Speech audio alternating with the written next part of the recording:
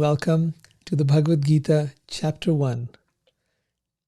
In the previous episode, we talked about the Mahabharata, the great battle that occurred around the time 5,000 years ago, which was then recorded by the great sage Vyasa as part of the Vedas. He then went on to write about the political environment at that time and the great battle that occurred called the Mahabharata. Maha meaning great, Bharat meaning India or that land. It was the great battle that took place not just in India, but the lands that stretched for hundreds and hundreds of miles beyond India. Kings and warriors had gathered from all of these places. Imagine if you had the most powerful forces on earth gathering together for a battle, like say in today's time, Russia and America would gather for a battle. Unfortunately, in these times, there aren't the kind of ethics and codes that we had back then, thousands of years ago, where there was actually a code of conduct for warriors by which they lived and which they all agreed to. So, for example, they wouldn't go out and bomb cities and hurt innocent people. That was unheard of. It was unacceptable at all under any, this is unimaginable. But what they did was they gathered in a battlefield, as soldiers and warriors do. And within this battlefield was going to take place the decision between who was going to either keep or get back the empire. The Pandavas, the five brothers, had been cheated out of their rightful position as kings and rulers, and they had been driven into exile by a process of cheating. And now they had come back having adhered to all the terms of their exile, and they were still being deprived of any place in that kingdom. As Kshatriyas and warriors, that was not acceptable. So much negotiating took place, many attempts to be able to find peace, but when all of that failed, that was the moment, the battle of Kurukshetra. In this battle are assembled hundreds of thousands of soldiers and warriors from all across the world.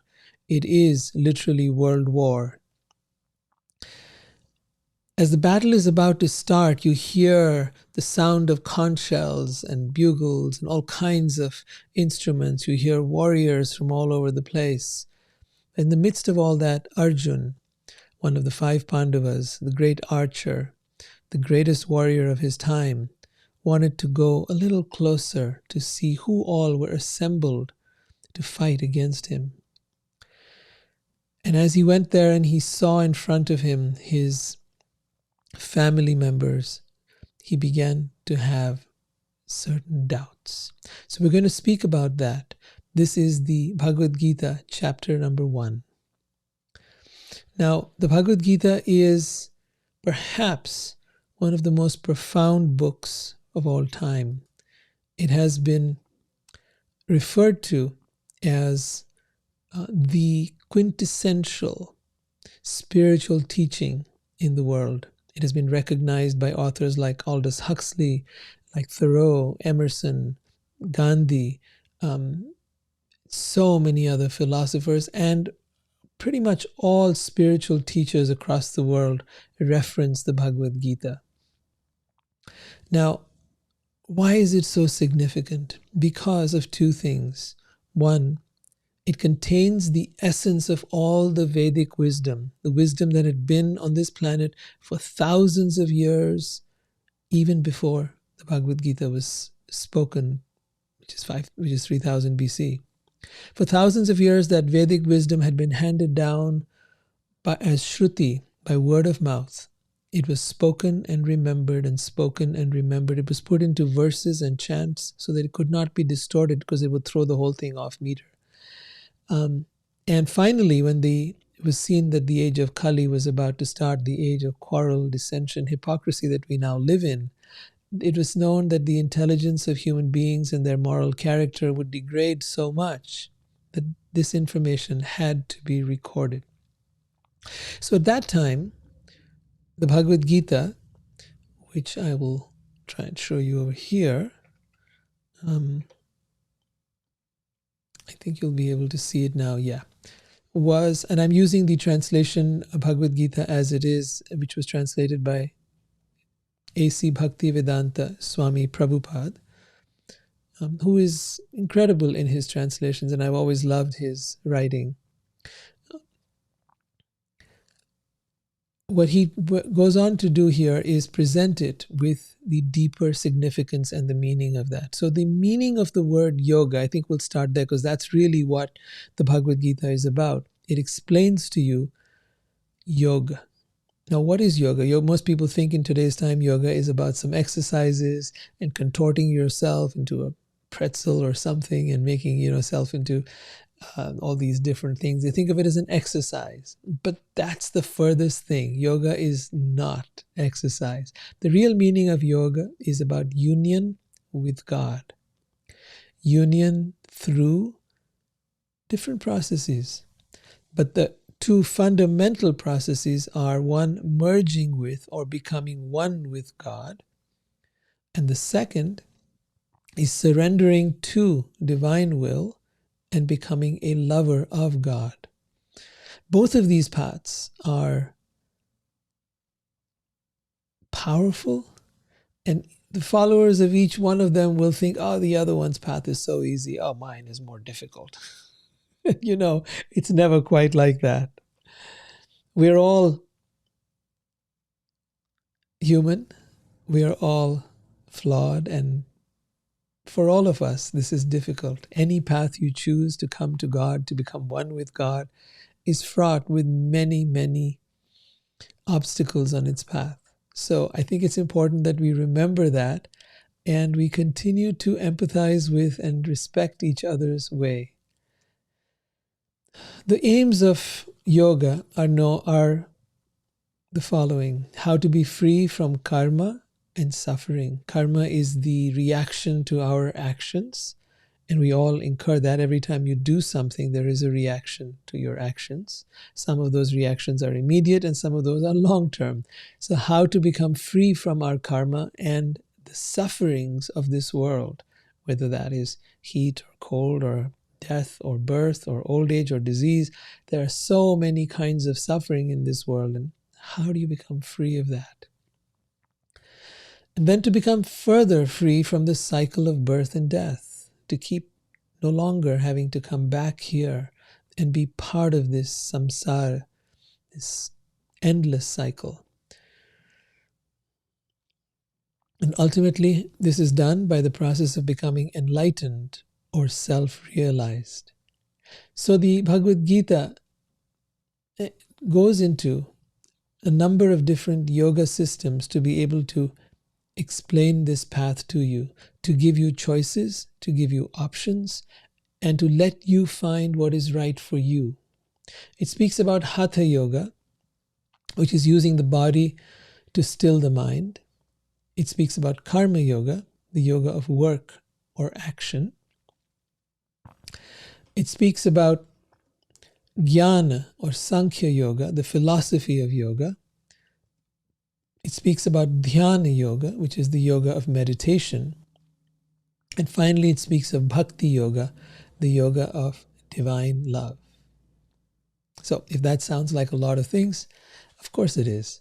And that's what makes it such a powerful book. So the Vedic system was really about defining or creating creating certain objectives for human life. The first of those was known as dharma. Dharma was the inherent nature of a thing. So if water is wet, fire is hot, that's its inherent nature.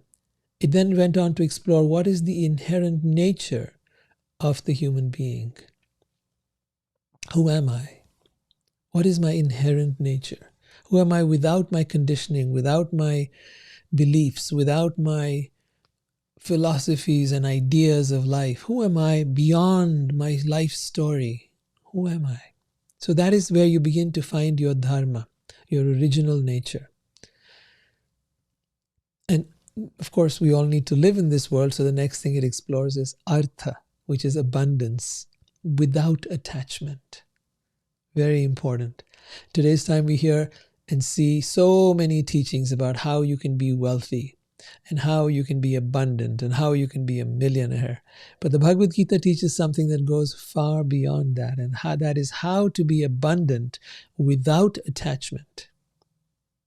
It doesn't say don't pursue your dreams, and it doesn't say don't reach out for great wealth or great fortune or fame or whatever. Do whatever you want to do, but do it without attachment, without being attached to the fruits of the result of the work that you do, without becoming arrogant, without becoming egotistical, without letting it get to your head, as we say, right? Then there is karma. In today's time, you'll see everyone is interested in karma, how to enjoy the senses, whether that is by good food or through sex or through travel or doing things that create pleasure. But the Bhagavad Gita talks about how to do so in a mindful way, in a way that is deeply present and transcendent, that takes pleasure and helps you transcend it and reach a higher dimension. And ultimately, the Bhagavad Gita talks about moksha, or liberation from karma, from ego, from reincarnation, liberation from the cycle of birth and death. That is called moksha.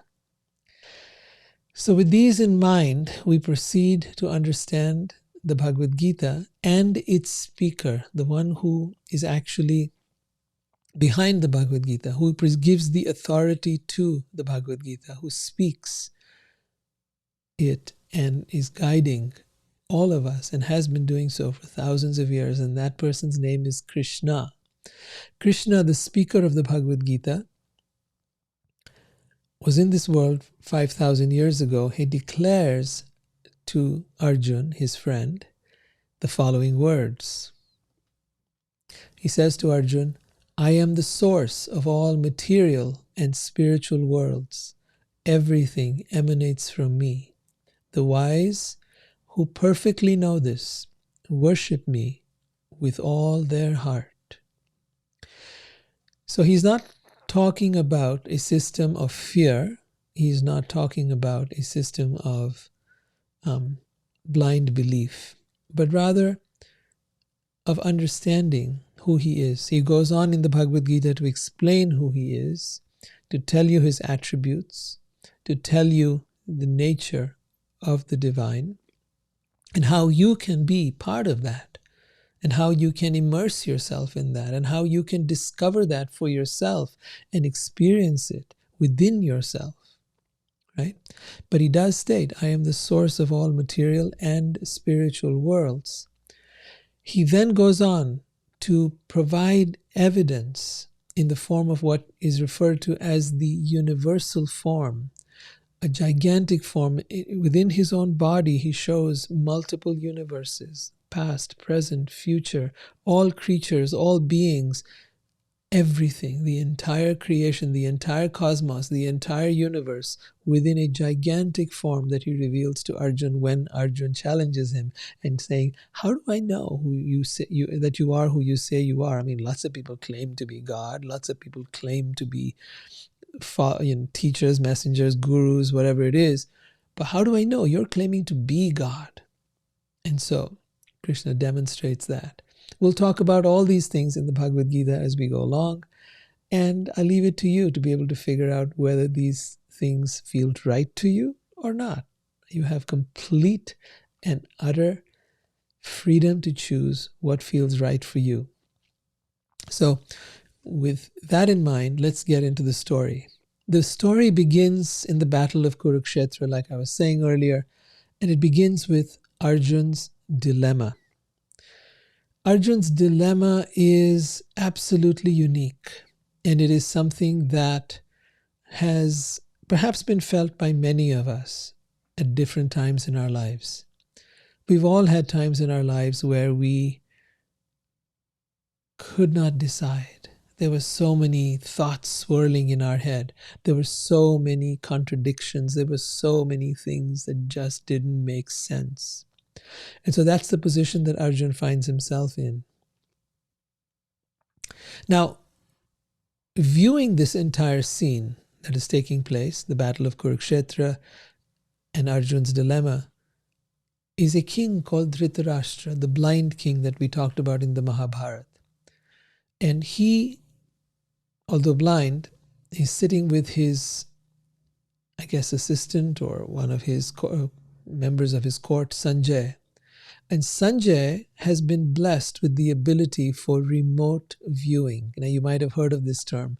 He is sitting hundreds of miles away in Hastinapur, which is New Delhi in today's time, and viewing a scene that is taking place on the battlefield, hundreds of miles away.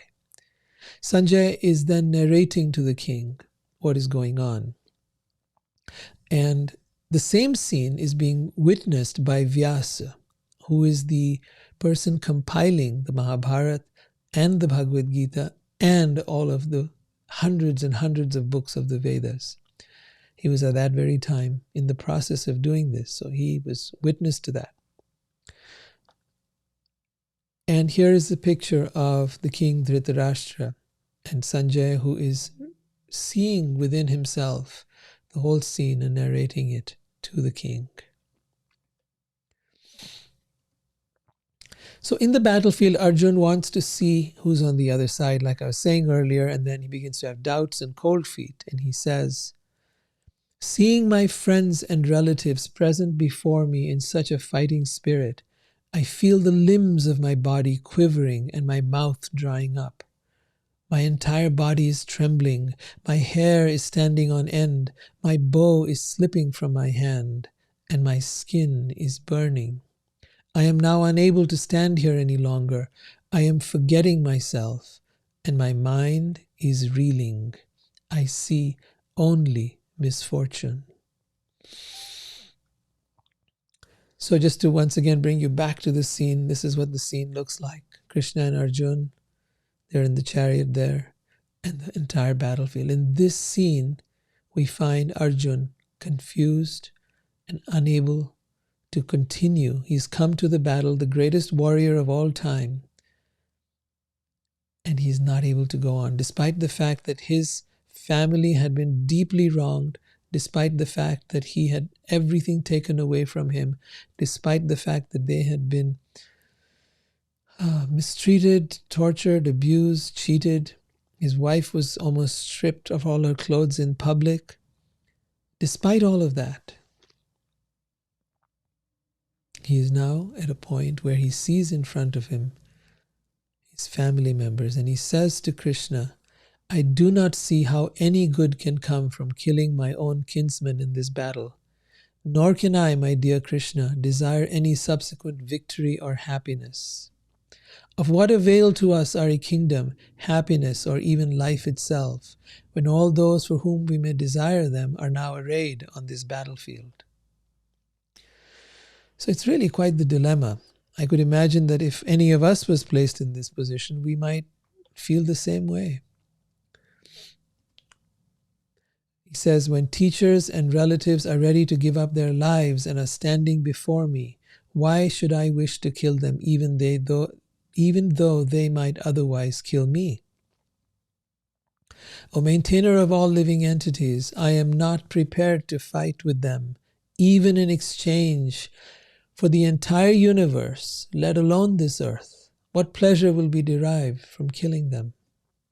Now remember here, these people want to kill Arjun, his entire family, and exterminate them, wipe them out. Okay? And although Arjun and his family have done everything to try to work with these people, they are relentless, they are ruthless. They will take every single thing they can. They are, like psychopaths are, completely merciless, with no compassion, with nothing but pure evil.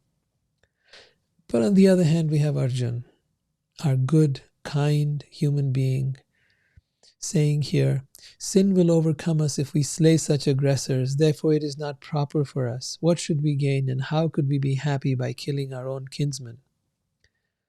Although these men, their hearts overtaken by greed, see no fault in killing one's family or quarreling with friends, why should we, who can see the crime in destroying a family, engage in these acts of sin?"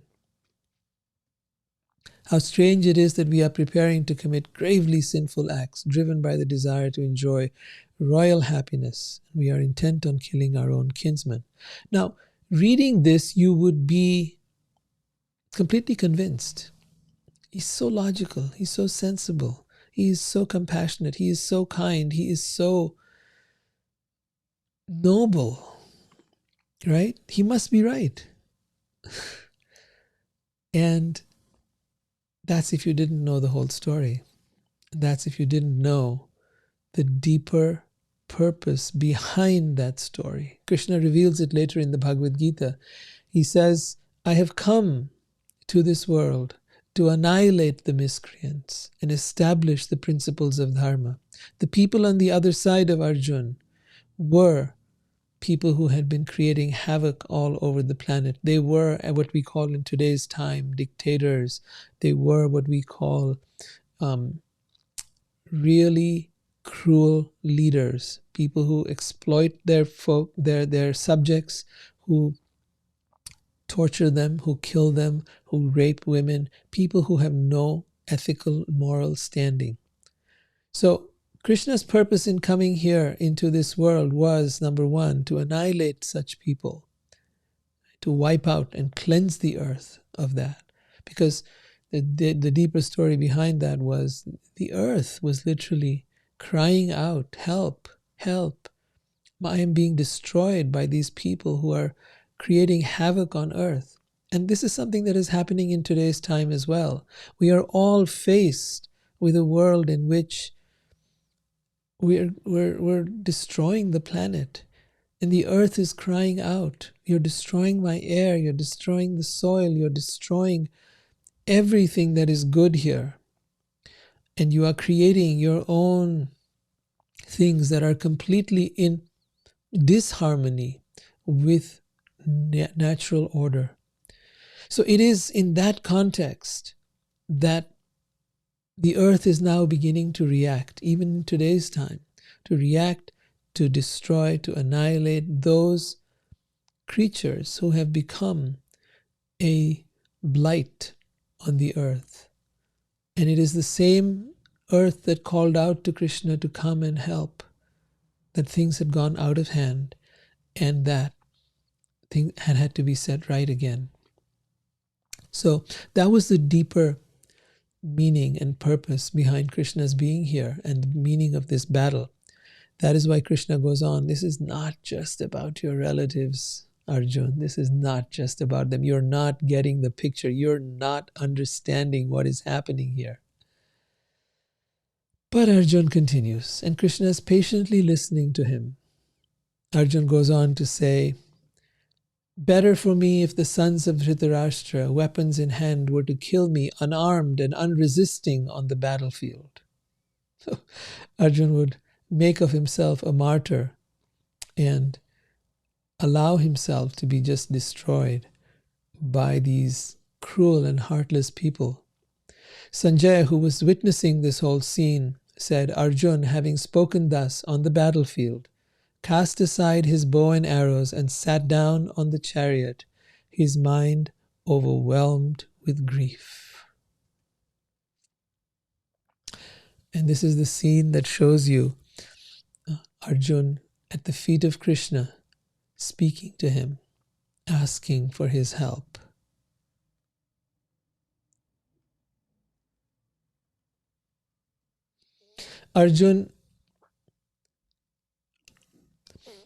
Krishna, seeing Arjun full of compassion, his mind depressed and his eyes full of tears, spoke the following words.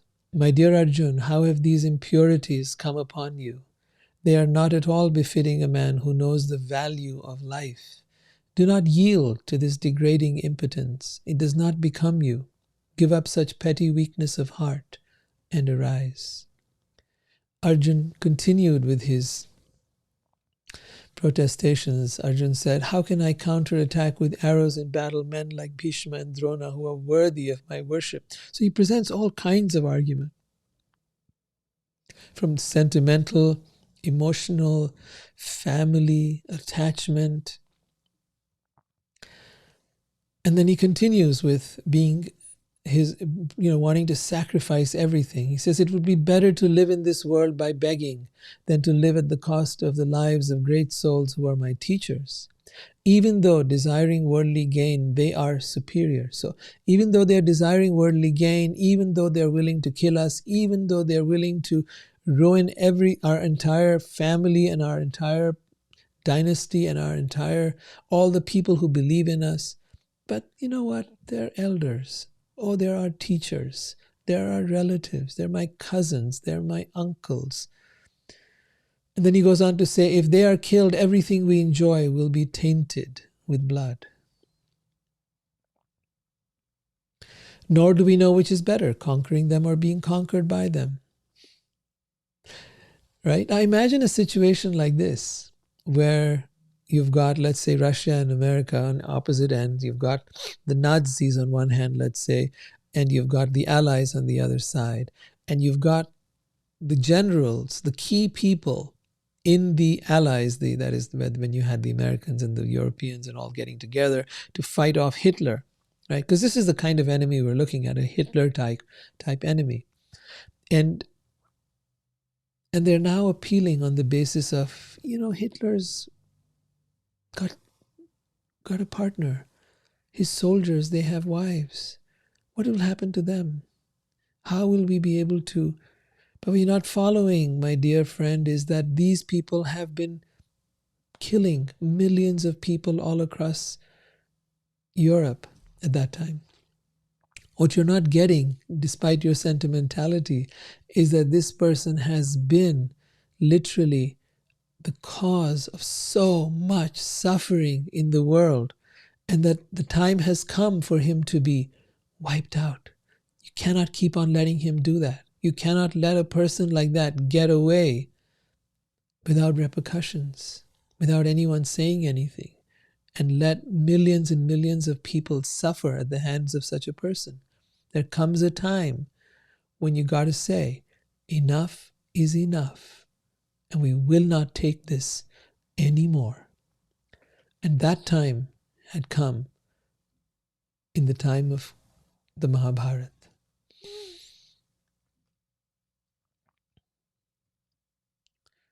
Arjun says, I am confused about my duty and have lost all composure because of miserly weakness.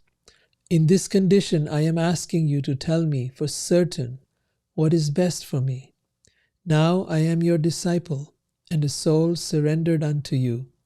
Please instruct me. This is in fact the key to all learning. When a person comes who wants to learn something, if you want to learn spirituality, if you want to learn the Bhagavad Gita, if you want to learn anything of any value, you cannot come to your teacher saying, I know everything, right? There is nothing you can tell me, but I talk anyway. No. You have to put aside everything you know. You have to come like a blank page, a blank canvas, and say, I do not know.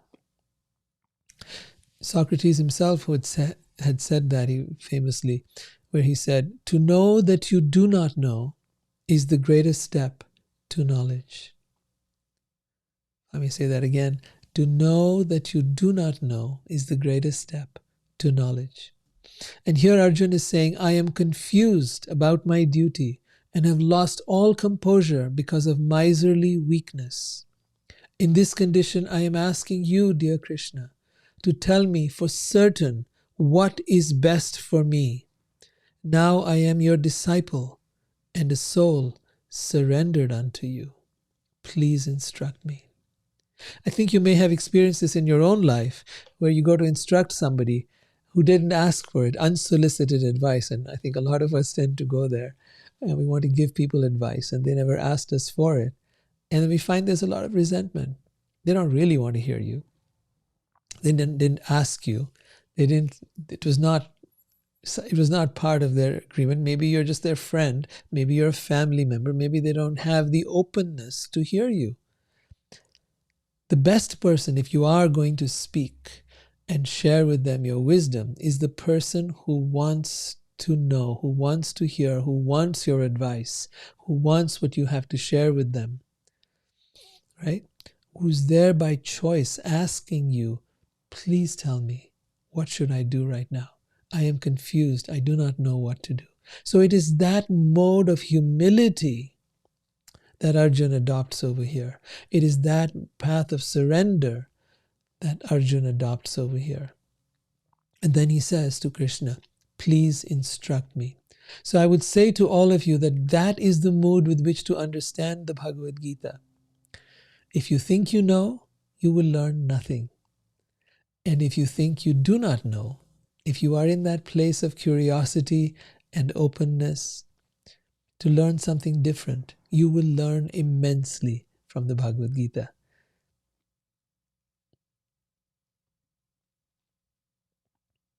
Arjun goes back to his grief and he says, I can find no means to drive away this grief which is drying up my senses.